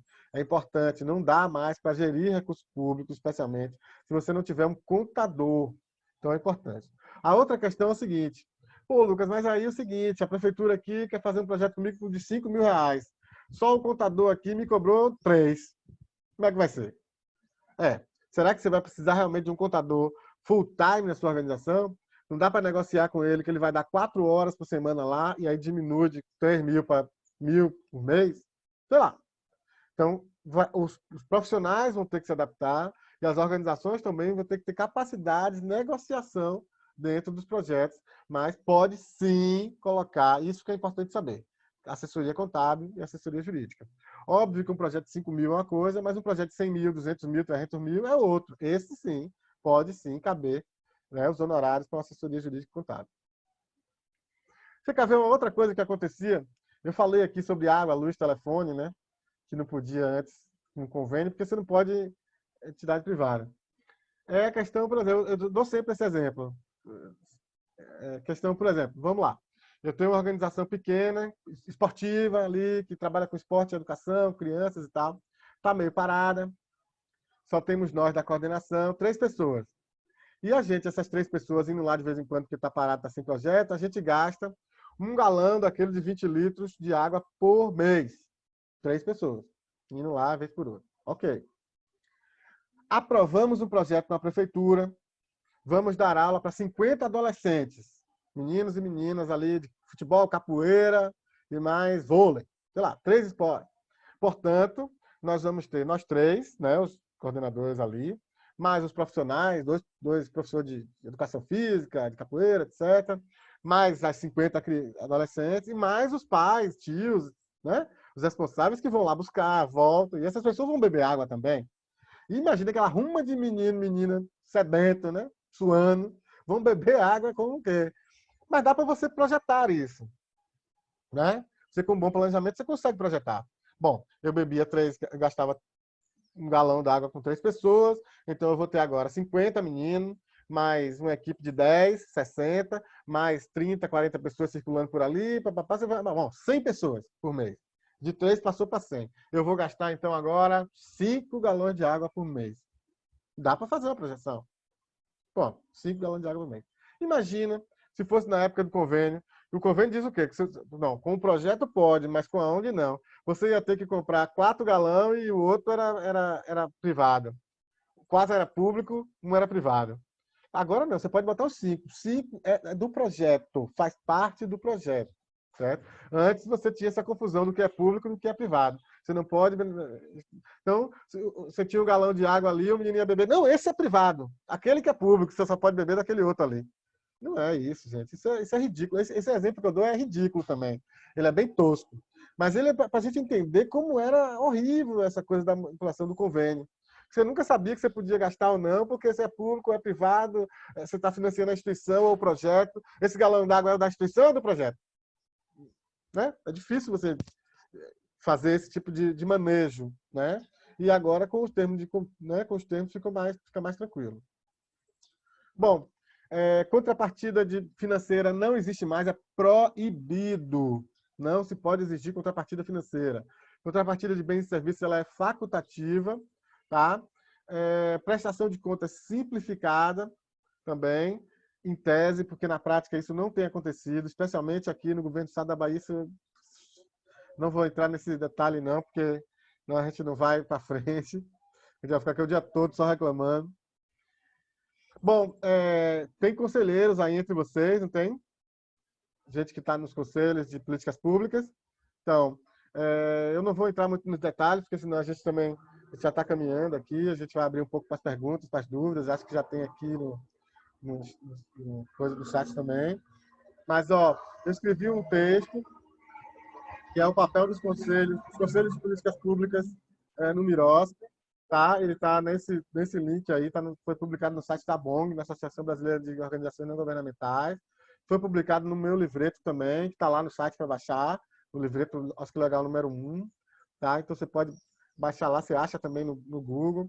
Então, o papel dos conselhos. É importante os conselheiros saber qual é o papel o Mirosca, ele reforça o papel dos conselhos no controle social das políticas públicas. Tá? Por exemplo, as organizações, quando vão fazer parceria, um dos requisitos é ter experiência naquele objeto. Né? Por exemplo, o edital é sobre criança e adolescente. Sua organização tem experiência de tratar com criança e adolescente? Como é que você comprova isso? Nada melhor do que uma declaração do conselho, né? Então, um conselheiro ele pode dar uma declaração de que você tem experiência, que já atua, tal e tal e tal. Vai estar no seu estatuto e também vai estar numa declaração de um conselheiro e tal. Daí é uma dica boa, viu? Para quem é organização e para quem é conselheiro. Se você está fazendo um projeto social, aparece lá um conselheiro, tire uma foto dele na hora. Vai lá, dá um abraço dele, tire uma foto. Porque você já vai botar na sua prestação de contas que um conselheiro, que é um representante da sociedade civil, especialista, né, para aquela política setorizada, esteve lá e comprovou. Dica do dia, hein? Você só acha aqui. Então, essa é importante. É uma dica importante também. E os conselheiros, eles podem dar essas declarações. Então, essa é uma das questões que o conselho traz e eu sugiro que quem tiver mais interesse em aprofundar mais, dá uma lida nesse texto. E tem um ponto aqui que eu queria falar rapidamente, ele também suscita várias horas de discussão, mas eu vou tentar ser bem breve, que é um instrumento que o Miroski traz de novidade, que não existia, que é novidade, que é o procedimento de manifestação de interesse social, PMIS, como é chamado por aí. Bom, para falar dele, eu vou dar um exemplo rápido.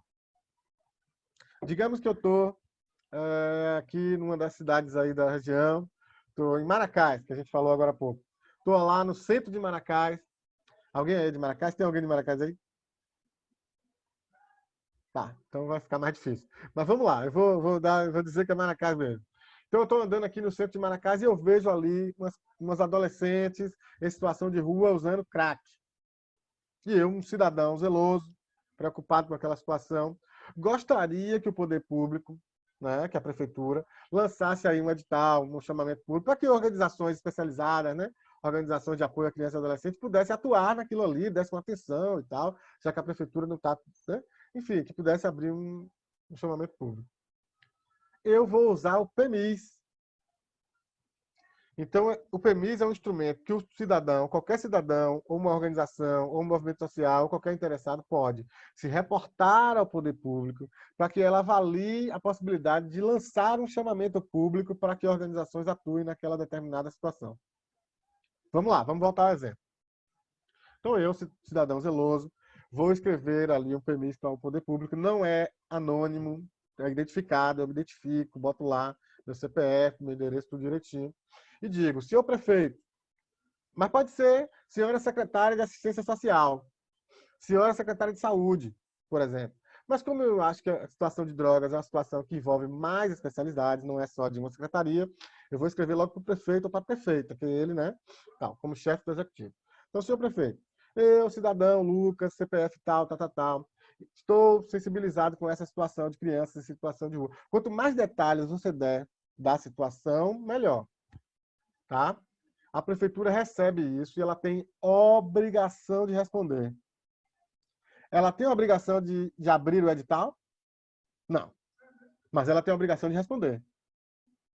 Por que ela não abre o edital? Ou se abre ou se não abre, ela tem que responder. E com isso você força esse prefeito a se debruçar sobre o tema, se debruçar sobre aquela situação. Certo? Então eu escrevo, falo daquela situação e mando para o prefeito.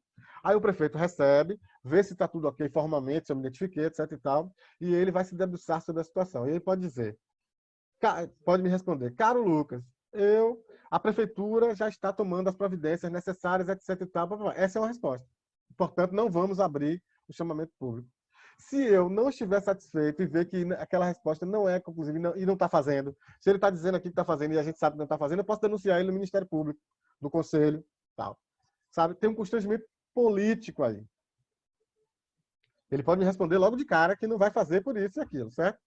Mas vamos lá. Digamos que ele não responda dessa forma. Ele tem fundamento. Vamos dar seguimento a isso. Qual é a obrigação dele? Abrir uma... puxa vida, me fugiu a palavra aqui. Mas ele tem que ouvir os cidadãos. Certo? Ele tem que abrir um diálogo, uma consulta pública. Ok, lembrei a palavra. Ele tem que abrir, com aquele PMIS, ele abre uma consulta pública para que outros cidadãos possam se manifestar sobre aquele determinado tema. E aí Maria Helena pode chegar e dizer, mas aqui no bairro tal também tem crianças em situação de crack, tal. E Rosélia diz, mas no outro bairro também não tem só criança não, tem idosos também. No outro bairro. E a Aline Andrade, que está aqui, que eu estou vendo, diz, mas no bairro X tem também. Aí ele vai receber todas essas manifestações e a partir daí ele é obrigado a lançar o chamamento público? Também não. Ele pode responder da mesma forma, dizer, não, a prefeitura já toma todos os cuidados no bairro X, no bairro Y, no bairro tal, no centro, e já está fazendo tudo. E você sabendo que aquilo é uma mentira, que aquilo não é verdade, tome-lhe denunciar ele na imprensa, no conselho, no Ministério Público e tal. Esse aí, você denuncia melhor ainda, porque ele realmente tomou posse da situação toda, né? Várias pessoas puderam se manifestar. Ou, voltando, Se por um acaso ele disser que, ok, realmente a situação é grave e tal, ele vai e abre o chamamento público para que organizações da sociedade civil especializadas possam atuar nessa situação.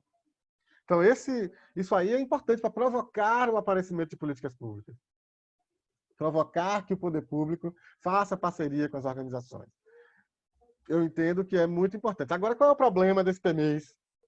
Tem um regulamento que eu li de uma cidade que os prazos para cada etapa dessa aí, que eu não detalhei tudo, né? Eu dei aqui um resumão de geral. O prazo, 2 meses para uma coisa, 3 meses para outra, 6 meses para outra coisa, dá 3 anos. Quer dizer, se você denuncia que os meninos estão usando crack hoje ali no centro, daqui a 3 anos, a maioria já morreu, inclusive, diante da situação que é o uso de crack, a complexidade que é, violência, a própria uso da substância é nociva, né, destrutiva, etc. Então, sabe, não adianta, aí não adianta. Já tem outros regulamentos, um deles que eu li de uma determinada cidade, que diz que o prazo é de 6 meses para finalizar o procedimento. Ou seja, da hora que o cidadão faz a primeira, né, entra com a primeira petição ali, o primeiro pedido, até a resposta do prefeito, até a abertura do edital, 6 meses, no máximo. Ele que se vire para dar conta dos procedimentos todos, certo? Então, acho isso bacana. Então, é importante ver os regulamentos que vocês têm aí na região e tal, como isso está funcionando e tal. Agora, esse é um instrumento novo. Tem muito pouco na literatura ainda e na jurisprudência sobre isso. Então, a gente ainda está amadurecendo. Se vocês precisarem de apoio para fazer um procedimento de manifestação... Eu estou doido para alguém querer fazer um procedimento de manifestação de interesse social, que eu dou respaldo jurídico gratuito, só para ver a bomba, só para ver a resposta, só para ver o que vai acontecer, para poder a gente criar inteligência sobre isso, né? Criar fato político, jurídico sobre isso. Bom, enfim, vamos seguir. Bom, agora os tais termos, né? Termo de colaboração, termo de fomento. Vamos falar dos termos, efetivamente. Eu falei que a gente tem 3 termos novos que substituem os convênios. Termo de colaboração, termo de fomento e o acordo de cooperação. Bom, tem o acordo de cooperação é para quando não tem repasse de recursos. Quando o poder público não repassa recursos, ele faz uma parceria, mas não repassa recursos, é acordo de cooperação. Por exemplo, ele vai ceder a quadra para que a ONG faça as atividades de socioesportivas, né? Pronto. Não tem cessão de grana, ele vai apenas ceder um horário da quadra para que a ONG vá lá e faça seu projeto social e tal. Não tem cessão de grana. Apesar de ter valor econômico, né? Você pode valorar econômico. Quanto custaria o aluguel de uma quadra? X. Teria valor econômico. Mas não tem repasse de recursos. Então, nesses casos, é acordo de cooperação.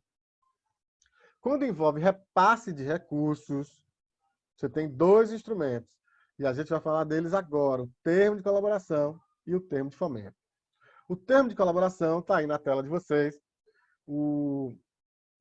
Essa primeira definição é da Lei 3.019 e a definição de baixo é do Decreto Federal, tá? Então você pode achar uma diferença aqui e ali, mas o sentido é exatamente como está aí. É um instrumento de formalização das parcerias estabelecidas entre a administração pública e o OSS para a consecução de finalidades de interesse público e recíproco propostas pela administração pública.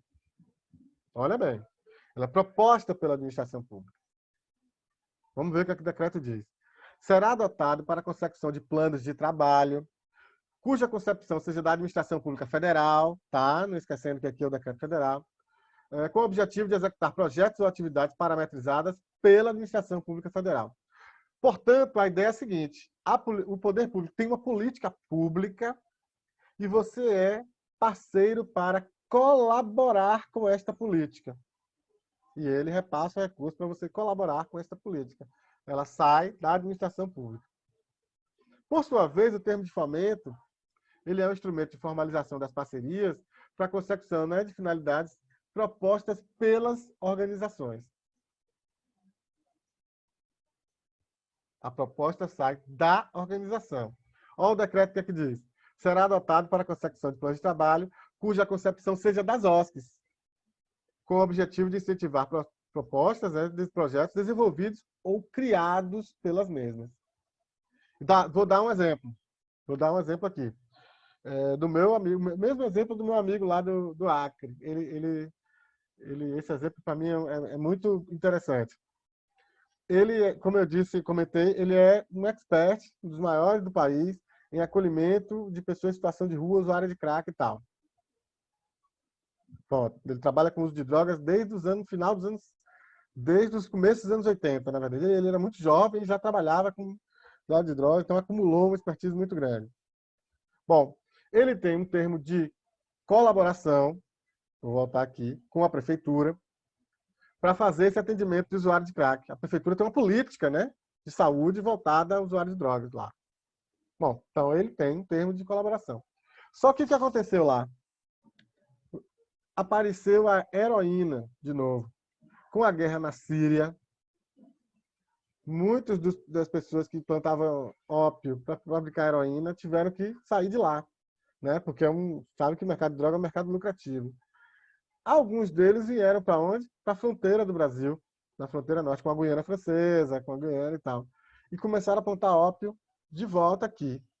E apareceu de novo heroína no Brasil. Heroína, isso, meu amigo fala isso, desde os anos 90 que praticamente não existe heroína no Brasil. Importada, tal, né? Não existia mais. O crack era um problema, não mais a heroína. De repente, ele começou a ver nas ruas, de novo, gente usando heroína. Vocês veem, imagine, o usuário de crack já é um problemaço para dar conta.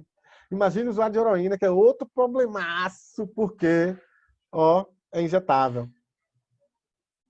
Né? O crack é um problema, mas ele é fumável. Né? Então, o manejo é mais tranquilo do ponto de vista sanitário. Né? Mas o injetável é muito pior, por causa da hepatite e por causa da AIDS. E vocês imaginam, se o usuário de crack é uma bomba, o usuário de heroína é uma bomba, imagine o usuário de drogas, o cara que usa crack e heroína. Então ele estava se deparando com esta situação agora, na rua, cada vez mais aumentando o número de usuários de heroína ou de usuários de crack com heroína. Aí o que é que ele fez? Ele disse para mim, né? Ele disse, Lucas, eu tive que reaprender, porque desde os anos 90 que eu não distribuía uma seringa. Ele disse, tinha seringa aqui, tinha 5 anos aqui que eu não distribuía mais. Nos anos 90, nos anos 80 tinha, nos anos 90 diminuiu e acabou, a gente não tinha mais. E de repente aparece. Então o que é que ele fez? Ele tinha um termo de colaboração, que era uma política que a prefeitura já tinha, então ele colaborava com aquilo, apesar dele trazer técnicas e tal, né? Dava sua parte de contribuição. E, de repente, ele fez também um termo de fomento, porque ele teve que se adaptar àquilo, treinar uma nova equipe, procurar informação sobre aquilo, procurar onde estava surgindo. Ele teve que procurar, inclusive, um usuário para dizer, me dê um pouco dessa heroína aí, que a gente vai mandar ver na universidade qual é a composição, como é, que tipo de resposta a gente pode dar, qual é o tipo de coisa que a gente pode substituir a heroína com esses usuários, enfim, né, tem todo um estudo. Tratar com usuário de droga não é só jogar ele dentro de uma masmorra qualquer, você tem que, né, é questão de saúde. Enfim, então ele teve que fazer um termo de fomento, porque a prefeitura não tinha uma política para isso, então ele desenvolveu um projeto e apresentou à prefeitura para ter um termo de fomento. Desculpe se eu estou falando de temas bem duros, né? O tema das drogas e tal, porque é um universo que eu tenho trabalhado muito forte com as organizações, porque é gente que não tem mais para onde, não tem a quem correr. Quem está na rua com uso de drogas, travestis, usuário de crack, está na rua. Esses são grupos que estão absolutamente desprotegidos e sem atenção. Então, eu trago esses exemplos porque são exemplos reais mesmo, são exemplos reais, são os causos que eu vou colhendo aí pelo Brasil para a gente poder ilustrar. E espero que tenha dado para entender a diferença entre fomento e colaboração. Você tem uma política pública e no outro é da própria a organização, ela desenvolve o projeto, a ideia e concebe o negócio. Bom, isso aqui, muito rapidamente, para falar com vocês, tá? Muito rapidamente mesmo. Mais para quem é gestor de organização, na verdade eu deixei. São algumas questões que o Miroski traz. O Miroski ele não entra nas questões tributárias, isso é um problema, a discrepância do Miroski com as questões tributárias, mas ele traz uma questão importante aqui. Ele diz o seguinte, no artigo 35 do Decreto Federal, que os recursos das parcerias eles são geridos pelas organizações. Tá? Ou seja, eles não são da organização, eles não são receita própria. Certo? Eles são geridos apenas. E isso reforça o caráter de recurso público também. Continua sendo recurso público. Saiu do cofre do poder público, entrou no plano, na conta do projeto, mas ele continua sendo recurso público gerido pela organização. Estão vinculados ao plano de trabalho, certo? Estão vinculados ao plano de trabalho. E aí, não caracterizam receita própria e nem pagamento por prestação de serviços. Portanto, a organização não incide imposto de renda, já que não é receita própria, e nem incide o ISS, que é o Imposto sobre Serviços. Não é prestação de serviço. Não é prestação de serviço. É importante de ouvir, porque o poder público insiste, tem uma pesquisa da Fundação Getúlio Vargas dizendo isso, que 60 e tantos por cento dos entrevistados acham que as organizações são meras prestadoras de serviços sociais. Não são.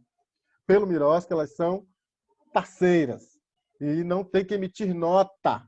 Se o poder público exige uma nota fiscal da organização, ela está dizendo que você é uma empregada dela, você está prestando serviço. Você não é, não tem que emitir nota. Pode até ser, olha, um exemplo aqui que eu vou dar. Nós temos aqui uma instituição em Salvador chamada Cipó, que trabalha com inclusão digital. Veja bem, ela pode ser prestadora de serviço para o governo? Pode. E já foi. O governo do estado da Bahia precisava de digitadores para fazer um determinado censo de qualquer coisa.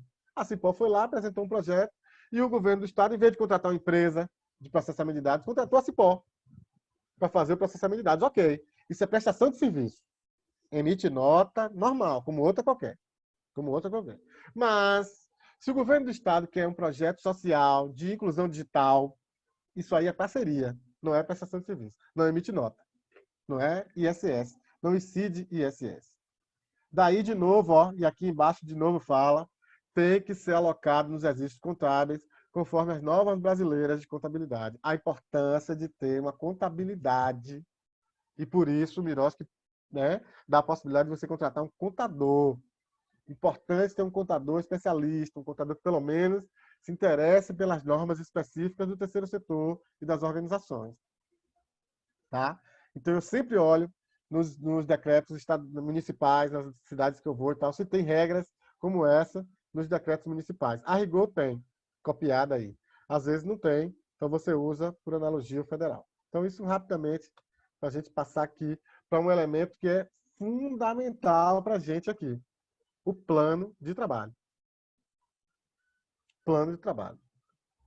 Bom, a gente, acho que a gente está fechando. É o último slide. E aí a gente abre para as perguntas e conversa mais um pouquinho. Bom, o plano de trabalho. Olha só o que a lei diz, de 2019. Ele é um instrumento de planejamento, execução, prestações de contas, monitoramento e avaliação e prioriza o controle de resultados. Essa é uma questão importante, o controle de resultados. Eu devia ter chamado a atenção para isso, não tinha chamado ainda. O Miroski, ele traz, como eu disse a vocês, que o controle ele é feito no decorrer da caminhada e não só na nota fiscal que você apresenta. O que você tem que apresentar é o resultado do seu projeto. Qual o alcance social que aquilo teve? Qual o impacto na comunidade que você disse que ia fazer? Então, você também precisa se qualificar para mostrar os dados quantitativos. Nós atendemos X pessoas em X atividades, demos aulas para tantas crianças, acolhemos tantos idosos, X, quantitativo, mas também qualitativo. Certo? Qualitativo. E aí não adianta aqueles dados que, às vezes, nos projetos aparecem. Vamos fazer as pessoas mais felizes, X mulheres capacitadas e felizes. Tá. Como é que você mede essa felicidade? Antes ela dava 10 sorrisos, agora ela dá 12. Não existe isso. Isso aí não dá. Então, você tentar colocar critérios objetivos, critérios mais claros, enfim, tá? Então, prestação de contas também, tudo aí. Porque, veja, com o Miroski você tem o seguinte, a regra é clara, a regra do jogo é clara, e o plano de trabalho diz exatamente como é que vai ser cumprido. Então, você sabe o que, é que você vai executar, o poder público sabe o que você vai executar, o Tribunal de Contas sabe o que, é que você vai executar, qualquer cidadão sabe, o conselho sabe. Então, você vai fazer aquilo que está no plano de trabalho. Isso significa que ele está escrito em pedra e não pode ser alterado? Não. Eu até contei uma possibilidade, uma das historinhas que eu contei aqui foi justamente essa.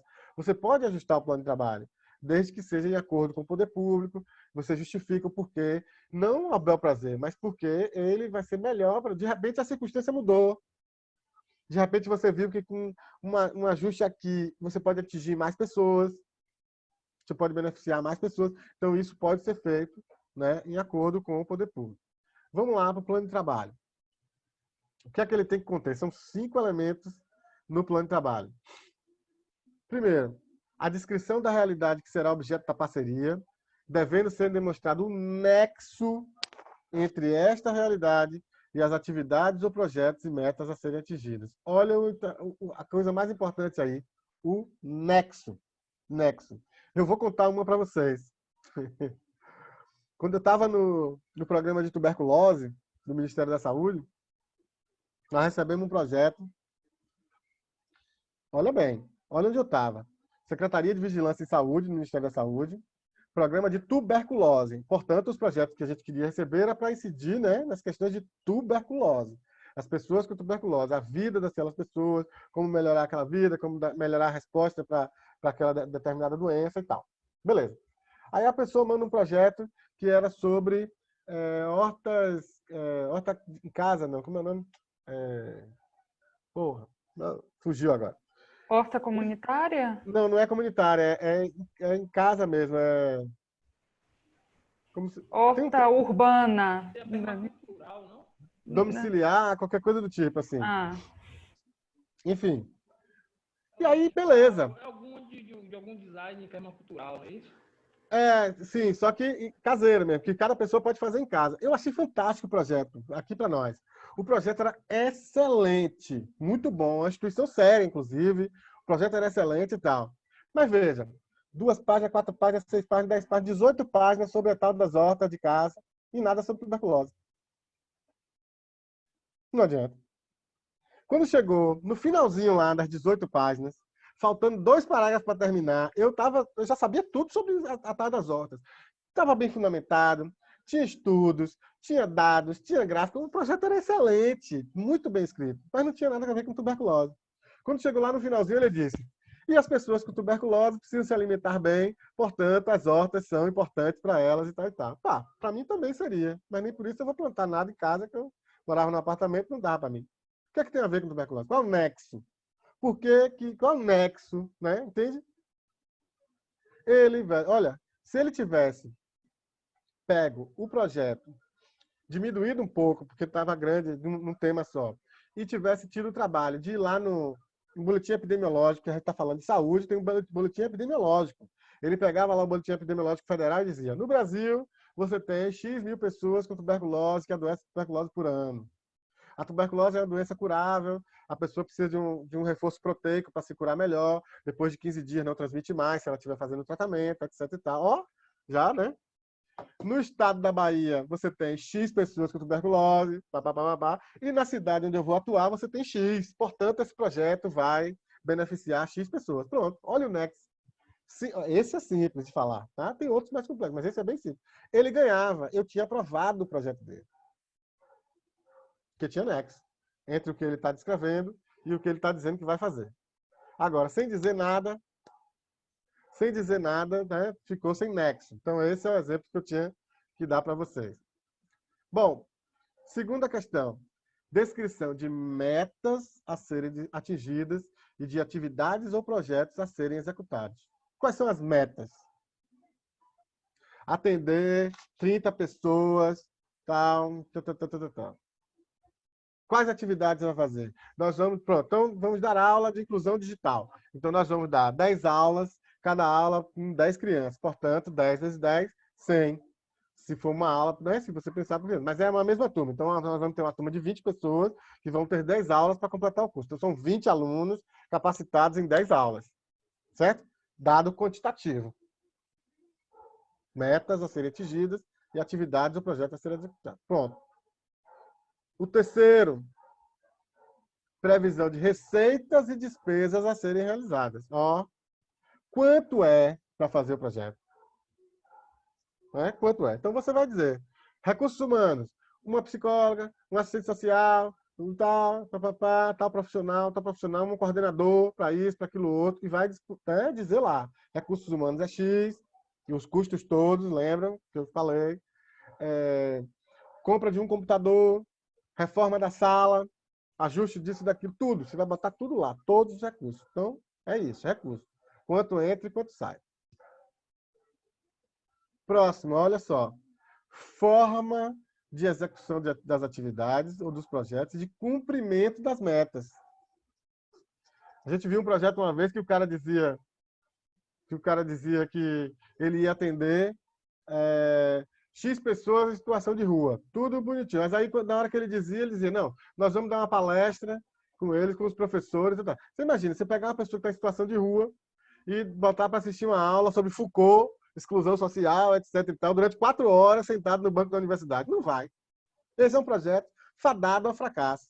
Por quê? Porque, óbvio, as pessoas que estão em situação de rua, elas têm um comprometimento psíquico e de atenção, etc. Isso está dado, está na literatura. Você não consegue fazer isso. Não vai. Esse é um projeto fadado ao fracasso. Agora, se você diz, como a minha amiga lá da Curitiba me disse, não, sabe como é que a gente faz? A pessoa está em situação de rua, lá do lado da nossa coisa tem uma igreja que distribui sopa. E eles fazem fila lá para receber essa sopa. O que é que a gente faz? A gente vai lá e fala dos direitos para eles. Como? Você fica lá falando horas sobre direito? Não, não. A gente pega um cartaz, faz ali 10 minutos no máximo.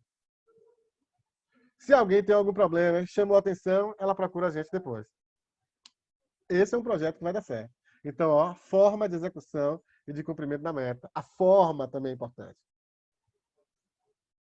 O boletim do Unicef diz que a AIDS entre jovens no Brasil cresceu 700% nos últimos 10 anos, na última década. Aí você diz que vai fazer, vai acontecer, vai acabar com a AIDS no seu município, nas crianças do município, vai fazer o quê? Não, vamos fazer testagem no asilo dos velhinhos. Peraí. O seu projeto é voltado a crianças, adolescentes, na verdade, jovens, e você vai fazer no abrigo dos velhos? Não existe. Então, não existe. Não, o projeto é voltado para pessoas pobres em situação de rua. Você vai fazer o quê? Não, vou fazer acolhimento no shopping. Shopping, quem frequenta o shopping é a população de rua? Então, é forma e cumprimento, como é que você vai fazer, tá? Então, é isso que você tem que dizer lá. E, por último, importantíssimo, a definição dos parâmetros a serem utilizados para a aferição do cumprimento das metas. Quais os parâmetros? Quais os dados? Como é que você vai poder medir isso? Como é que você vai medir? Então, por exemplo, aqui, se eu digo que eu vou capacitar X pessoas, eu tenho lista de presença, foto, né? Lista de presença e foto. Registro das atividades. Se eu quiser qualificar, eu digo, olha, eu dei tal assunto, as perguntas foram tais, lá naquele determinada região, as questões mais importantes foram tratadas, foram essas e essas, etc, etc. Então, você tem aí, você qualifica essa informação. Tá? Então, esse é o famoso plano de trabalho. Tá? Então, é isso por hora. Tem várias questões aqui, não esgota, né? Na verdade, é só uma exploração mais geral, tá bom? Vocês vão ter ainda outras fases nessas capacitações, Joelma vai trazer aí outras discussões, que é uma figura também que sabe bastante, vocês tiveram Candice, enfim. E qualquer coisa também eu vou estar à disposição, tá? Esse é são meus contatos, é o site da gente, os 2 e-mails, o telefone, esse primeiro telefone é o Zap. E aí eu quero dizer para vocês, quem quiser, a gente tem então são 2, na verdade, porque um só não deu conta, grupo de transmissão no WhatsApp, em que a gente disponibiliza informação todos os dias tanto sobre organizações como sobre gestão social, então matérias, dica de livro, dica de leitura, as lives que a gente faz, as lives ou atividades que outros parceiros fazem. Então, quem quiser estar nesse grupo, é só mandar um e-mail aqui para esse primeiro e-mail para o 9969-44511, que eu coloco vocês no grupo, tá? Como eu disse, um só não deu conta, a gente já está no segundo e outras novidades virão, a gente está reformulando o site, enfim, eu quero agradecer aqui pela atenção nesse primeiro momento e estou aberto aí para a gente fazer essa discussão. E também vou mandar essa apresentação aí para a Maria Helena e ela disponibiliza para todos, tá bom?